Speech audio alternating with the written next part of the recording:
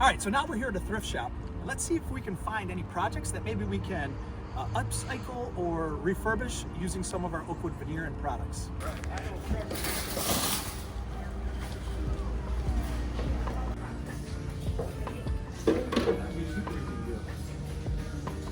So that'd be easy to do? Yes, very. What are you gonna do? Upcycle. You What's upside? refurbish the outside, make it look new, Outside. Yeah. put some new wood on it. That's the fun part of the thrift. You Yeah. don't have to use anything in here. Anything. That's right. With its original intent. Give it a facelift. Yeah. That's what we talked about. I feel like this would be a good, easy piece. Cool. Throw it in the chair. Okay. Veneer that's already on Yeah, there. exactly. Looks like chipping. Yep. But it's not like gouges out of it either. It's just like little scratches.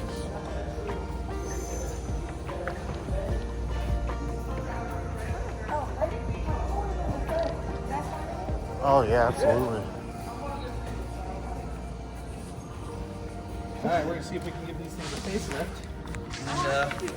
All right, so we found some treasures here that just need a little bit of a facelift. It'll be perfect candidates for our oak wood products, and we'll give them some new life. Hey, this is Chris again from Oak Wood Veneer, your source for all things wood veneer. Today I'm excited. We are going to rehab this treasure that we found at our local thrift shop.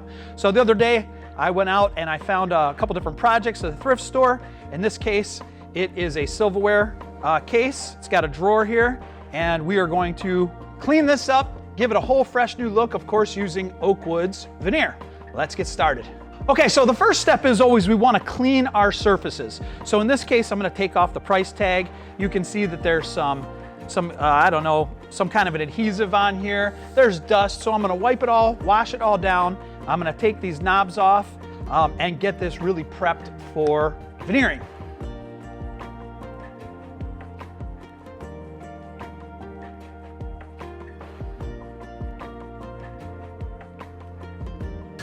Okay, it's time to wash it down. I'm just using a multi-surface cleaner. We can go ahead and get this wiped away, clean off that surface, make sure it's dust-free, and of course it's got to be dry.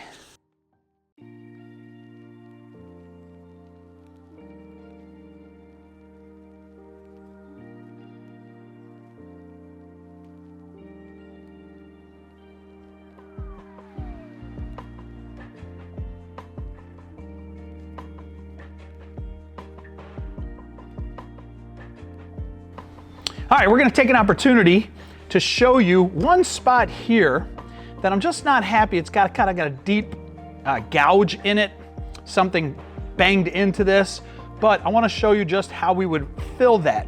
So my personal preference, I like to use Durham's Rock Hard Water Putty. It is a powder that we are gonna add just a little bit of water to. The mistake that most people make with this is they put too much water. So then you end up having a really runny mixture. You're looking for a consistency of peanut butter. So creamy peanut butter, if I put in some water here and I put too much, then I have to just add more powder. So in this case, I intentionally put a little bit too much so you can see how little bit of water I put in there, and look how runny this is. That's not a good filler at all. So I would want to put a little bit more powder in this case. Add some more powder to it until I get a mixture that has the consistency of a creamy peanut butter. Put a little more powder in. But it doesn't take much water. So mix this up. I still have way too runny of a mixture. So I'm gonna keep adding more powder until I have the consistency that I want. Why do I like this stuff? It's cheap. It's easy to use. It is sandable. It dries pretty fast. I'm certainly not sponsored by them or anything of that nature. I do use other putties and other fillers. I just found this one to be one that works pretty well for me over the years. So I'm getting there, but this is still too thin. So I want to keep mixing. Right now it's more like pancake batter. Again, I want it to be more like creamy peanut butter. Okay. Once I have this to the consistency that I want, it's pretty good. It's a little bit thin, a little bit sloppy, but that's okay. we're gonna take some of this and we're going to just apply it to the hole that we have here. I'm gonna put it on here pretty generously. Of course, you could use a putty knife. I just have a popsicle stick. Works just the same for little spots like this. And a few minutes for this to dry. And I'll be able to sand it, and I'll use a high grit, something like 220 grit, just to sand the surface, and then we'll be ready to veneer. Now that I have put in my wood filler, I'm waiting for it to dry. Part of what we always want to make sure we do is come up with a good design. So I wanted this to be a little bit more exciting than just the one veneer that goes all the way around. So I decided to choose 2 veneers. In this particular case, I have white oak and walnut, and I labeled them A and B. And then I took a dry erase marker here, and I went around on the different sides of the different parts, and I labeled which ones I want to be which veneer. So this way, hopefully it'll have a little bit more interesting look to it. It adds a few challenges to the veneering, but that's half the fun. And as I'm gonna veneer each of these spots, I'll just wipe off with my finger. The dry erase marker comes off very easily, and we'll veneer in that spot as we go. So let's get started. Okay, in preparing to cut out the pieces of veneer for my back, I'm gonna start with the back because it's what you see the least. So in any case, on my walnut piece, that's gonna be the bottom here, I have a 5-inch piece that I've just roughly cut out with a pair of scissors. But now I need to have one edge perfectly straight. I don't want to rely on myself with just a pair of scissors to do that. So instead, I'm getting a box cutter and a straight edge. I'm not going to push so hard with the box cutter that I try to cut through the veneer in one pass. I'm tipping it slightly, tipping the blade slightly inward towards the straight edge, because I want the razor blade to follow my straight edge, not the grain of the wood. If I push real hard, I could probably cut through it, but it's not going to come out as clean of a cut. So be patient, cut through it with a nice sharp razor multiple times, and when it pops free after 4 or 5 cuts, whatever it takes, you should have a nice, clean, straight edge. Why is that important? Well, because that's what I'm gonna start with when I put this pressure-sensitive adhesive, PSA veneer. I'll pull this backing off. It's like a giant sticker. I'll be able to position this where I want, set it down, and all this leftover extra I can trim off using a razor or a router, whatever the case may be. So I'm also going to prep my oak piece that's going to go up top in the same way. I cut it out roughly with scissors. I want to get a more precise straight edge using a straight edge and a razor blade. We're going to do that and repeat for all sides. All right, to apply this top piece, this first piece to the lid, I just wiped off my letter A. I have my 2 pieces here to reference to make sure I'm putting the correct species where I want it. Now I'm going to peel off the backing and apply this.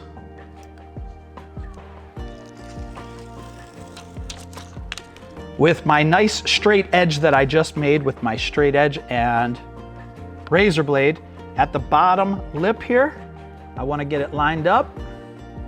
The nice thing about the PSA veneer is it does have some forgiveness to it.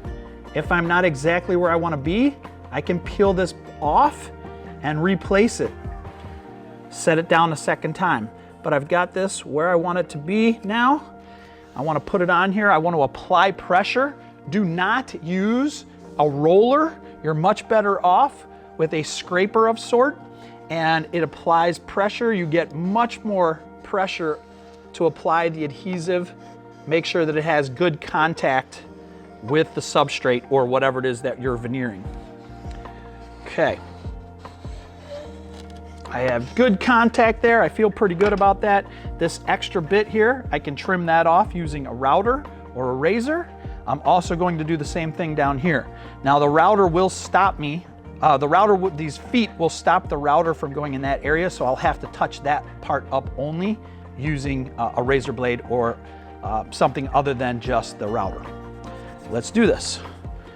Take my second piece here, make sure that I'm going to have the coverage that I want. Again, peel my backing.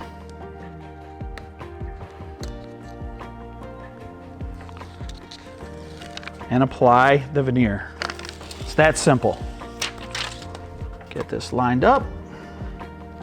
Once I'm there, I can press this down firmly. I always press from the middle outward to make sure I don't trap any air and have bubbles, but I push it outward with my fingers first. After I have that on there, I'm gonna come back, I'm gonna use my scraper, press this down.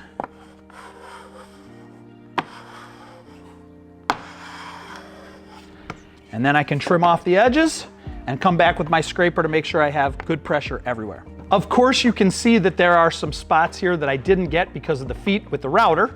I'll trim that up just with a razor blade. And then I want to sand the edges of my veneer. I'm going to do that with 100 grit. It's a little bit aggressive, but as long as you're careful with it, you can feel more comfortable with maybe 120 or 150. And a block of wood. What I'm doing is I'm always sanding downward towards the box. I don't want to sand upward because it has a chance of lifting the veneer. I can sand across. I do have the blue tape there, so that helps me as well. But I'm just trying to get any of that paper that might still be there from the paper backing and get it nice and flush and ready to be veneered on the sides. Okay, let's trim these feet. Just take the razor blade, hold it flat, and pushing downward again, always towards what you're veneering, what we call the substrate.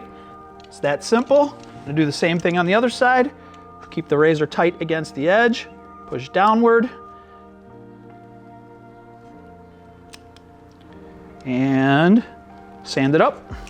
Just trim off any of the paper that might be still left behind. Okay, switch this around. You can see the blue tape makes it very easy for me to see when I've sanded the paper off. It gives me a nice distinct line there. And also at the same time, I'm not disturbing my other surface, which is a sealed surface, and the PSA sticks best to sealed surfaces. So that's another benefit of using the tape. I'm not quite flat. I have this at a slight angle, not much, but just enough that I'm catching the corner and not hitting the surface of the adjacent side.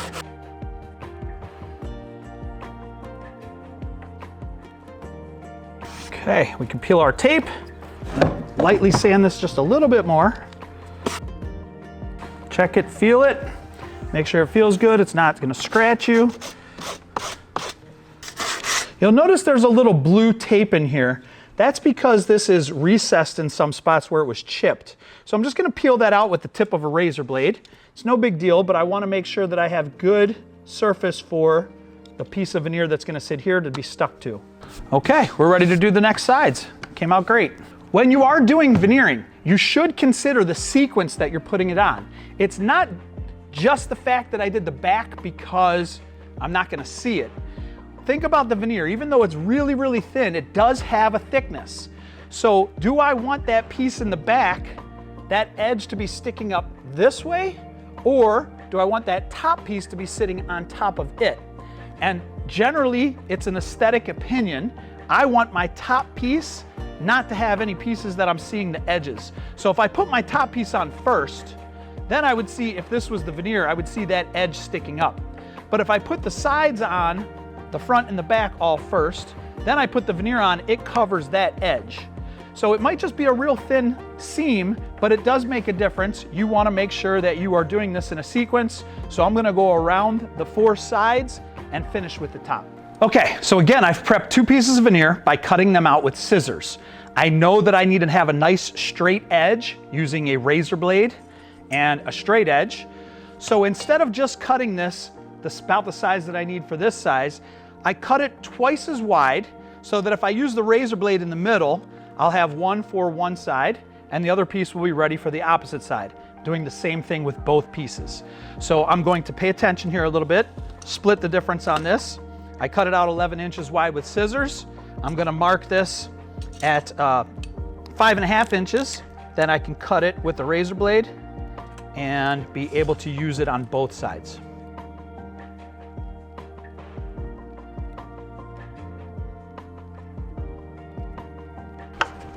All right, let's veneer these sides. So B goes at the top. B again is my walnut. I have my nice straight edge here that I have already cut with my razor. I'm gonna peel off my backing and apply it with the straight edge at the opening joint. So here's my straight side. I'm gonna make sure that this is all the way down. Apply pressure with my fingers.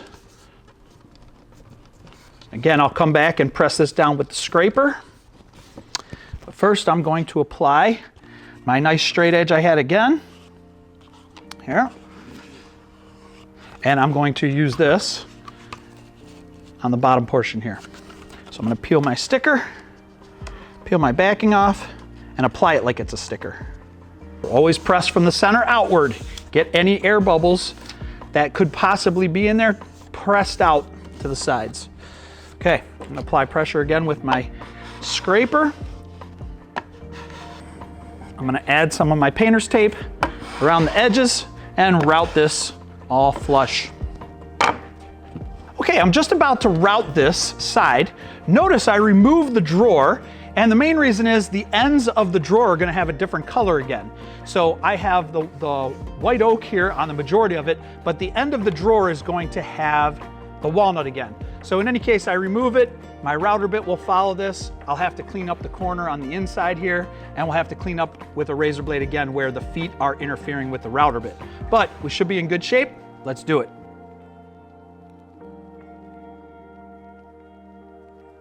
And just like before, clean up all the edges. In the corner here, because it's a rounded bit, I have to just square it up.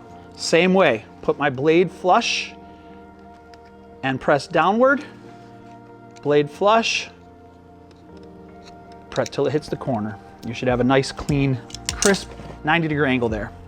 Our sandpaper on our block of wood. Remove any of the residue, always sanding downward or across, never upward.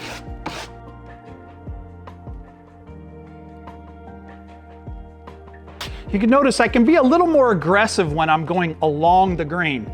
If I'm at the end grains, I gotta really be careful to make sure I'm pushing downward and across a little bit, but on the edges here, I can be much more free to really ramp this thing across. Still don't lift upward. You don't want to have the chance of peeling that veneer up, but I can just be a little bit more forthright with the sides here.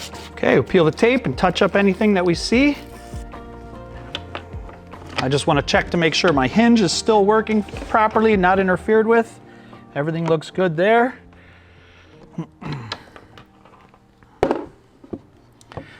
And we are ready to veneer our other side.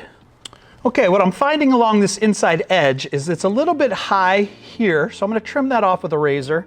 And in the back where these two are connected, they're gonna interfere a little bit. So I'm gonna just trim off a little bit in this back corner on both sides to make sure that the two different sides or veneers don't interfere with one another.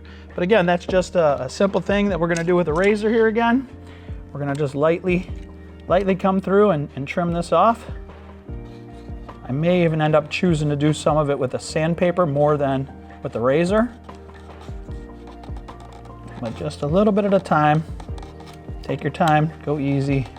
Okay, now that we've got the back and the two sides done, it brings us to our front where we had put in some wood filler. We had a little spot there. This is definitely dry by now.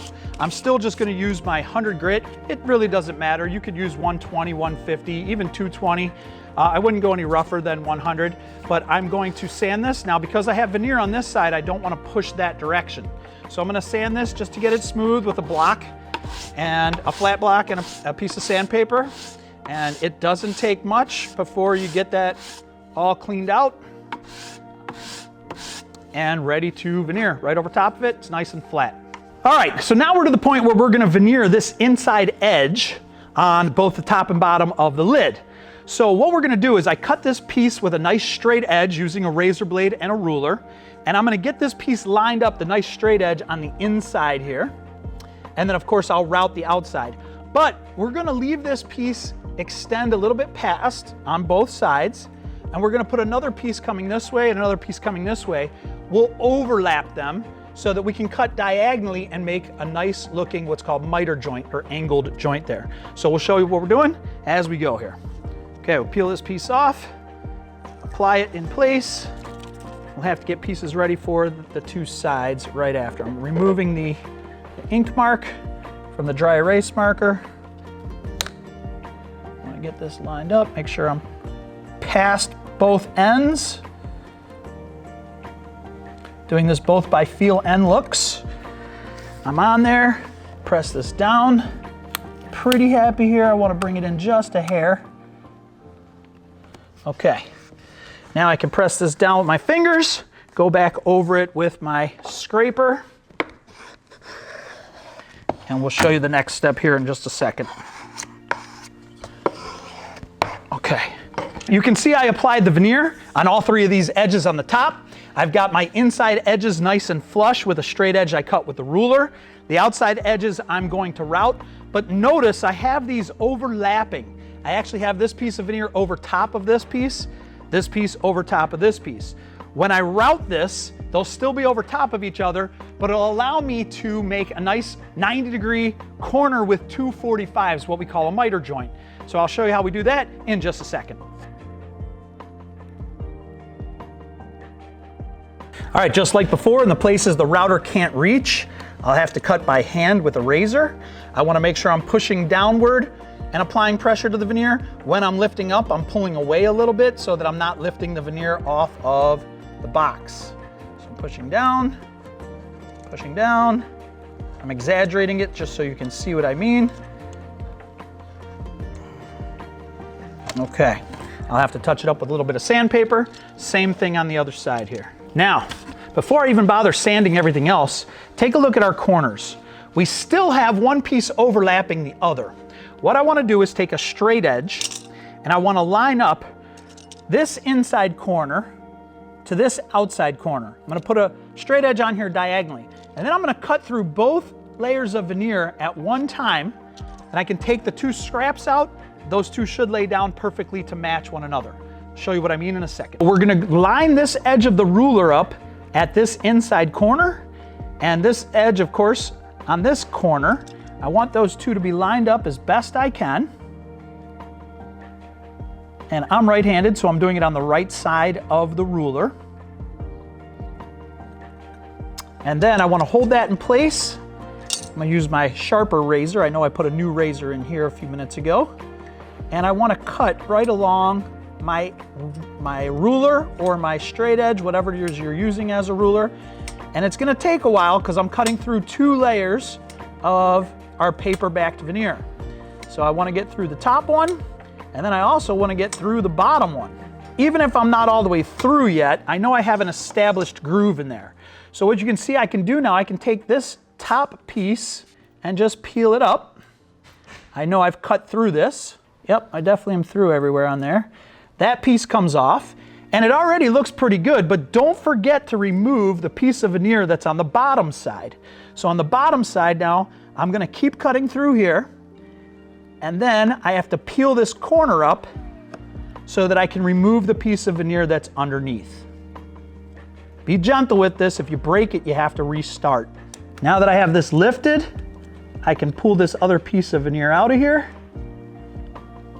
this bottom triangle, and lay this piece back down, and they match perfectly. That's how easy it is.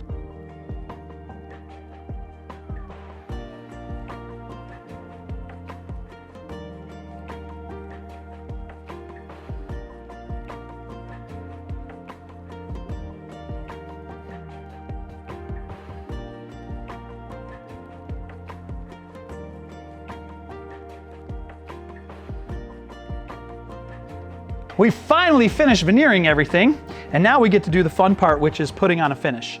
I'm just gonna put on some boiled linseed oil. It should just make it look wet, and it helps the grain to pop a little bit.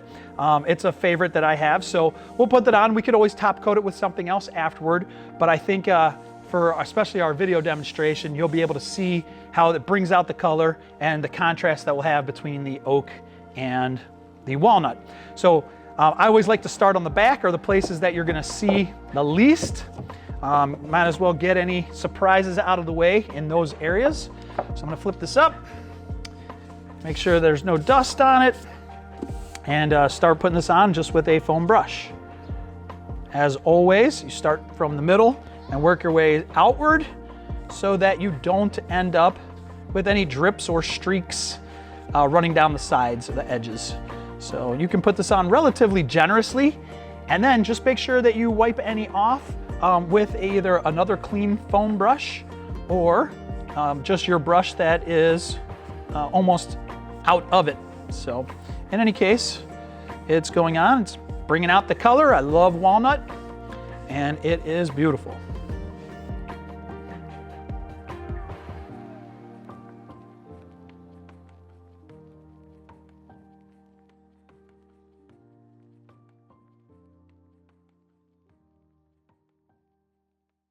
Okay, now that we have this veneer on the box, it is all sanded and prepped, ready for finish. So we have lots of different choices for finish. In this particular case, I'm gonna use some Minwax wipe-on polyurethane. I chose gloss, just personal preference, but wipe-on finishes are very easy and user-friendly to apply. Make sure you read the manufacturer's instructions. On this, it says that we need to shake the can well. Some manufacturers don't want you to shake, they want you to stir instead so you create less bubbles.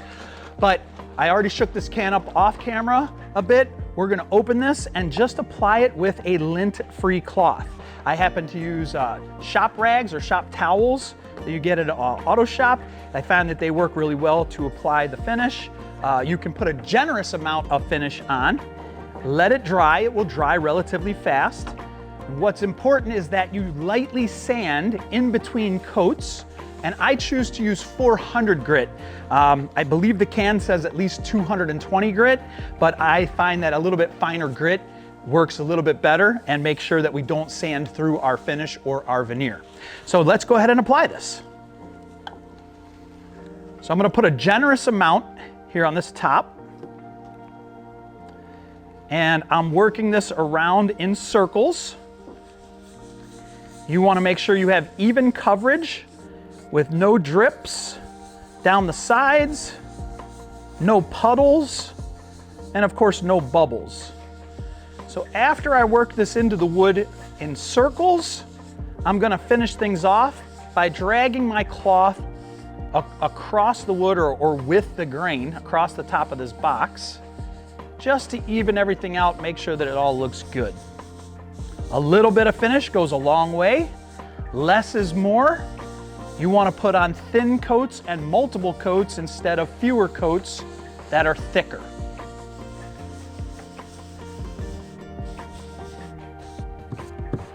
Okay, now that I have it applied to the whole top surface, I'm just going to wipe with the grain to make sure if there are any kind of streaks that I'm hiding them as best I can with the fibers, the figure, and the grain of the wood.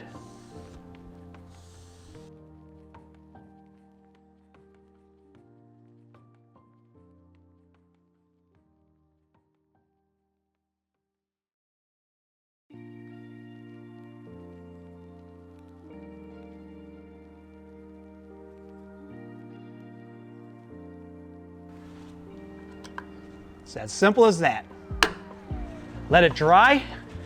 Once it has, I'll go over lightly sand this with a 400 grit sandpaper, apply a second and then even a third coat. So let's go ahead, we're gonna sand this. We're just hitting this lightly, we're scuffing the surface, making sure that the polyurethane can adhere to it from the first coat. And then at the same time, we're knocking down any kind of bumps that we might feel from dust settling while the finish was still wet, anything of that nature, and just prepping it for another coat. Like I said, minimum would be 3 coats to put on here, sanding in between. You don't sand after your last coat, you don't need to. It will dull it again. But now that I have this sanded, I can go ahead and apply more finish. I'll wipe off some of the dust. Just a clean rag, just get some of that dust off there. And the wipe-on polyurethane is really pretty forgiving. Put a glove on here.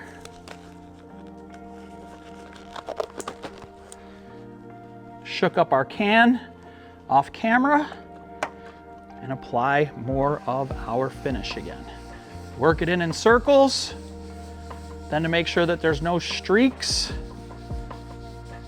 finish wiping with the grain. Always finish with wiping with the grain to make sure you hide any kind of brush marks, or in this case, wipe marks. It's that simple. And repeat. So now that we have our 3 coats of finish applied to our project, the last step is just to reapply our hardware. We have these little knobs that we took off of here. We need to put them back on. But we covered up the holes in the locations where they're supposed to go. Obviously, we did that knowing that there's a way to locate them from the inside. We still have the 2 holes from the inside. What I'm going to do is take a narrow, very small drill bit. I'm going to slide it into one of those holes just with my fingers. And I want to slowly just twist this with my fingers till I get it to pop out through the front of the veneer. And then I'm going to use a little bit bigger bit, the same size bit that the actual screw diameter is, to widen the hole a little bit more. And this way we can put our knobs back on and have this all completed. So I'm keeping my finger here just so I can feel when it comes through. I don't want it to push and break any of the veneer that I just put on. So I'm just twisting this a little bit with my fingers as I'm going, just twisting it, nothing special. And as I'm twisting it, I can feel it coming right through. And you can see that it's popping through the top here right now. Okay, once I have that at the top, I'd rather be pushing downward to make sure that I'm keeping pressure against the veneer. And there we go, through on that. And I'm gonna widen that hole just a little bit more with a little bit bigger drill bit, one that matches the diameter of my screw. So open this up a little bit more and we should be good to go. Repeat on the other areas where the knobs are. 2 more places. Same thing here. And then 1 more knob goes on the lid. Okay, use my bigger bit to open the hole again, a little wider, and we should be able to install our screws and our knobs. Just using the screw now to make sure that the opening is big enough for the screw to pass through on both of these. And then I can feed the screw from the back side and reattach our knob.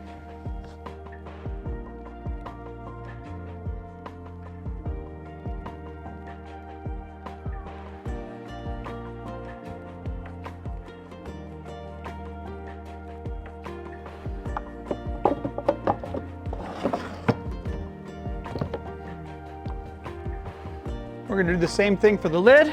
Start with our small drill bit.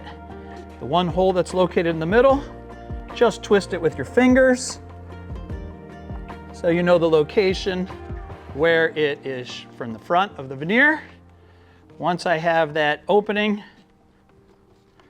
I'm going to make that opening a little bit larger with a bigger drill bit from the top, and we'll be able to apply our last knob.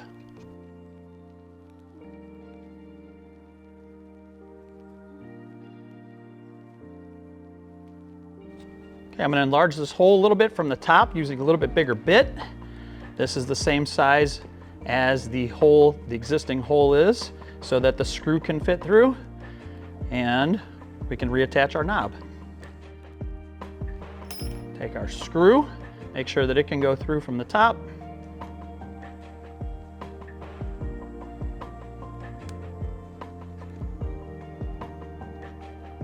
Then we can take it back out and apply it from the bottom, the inside.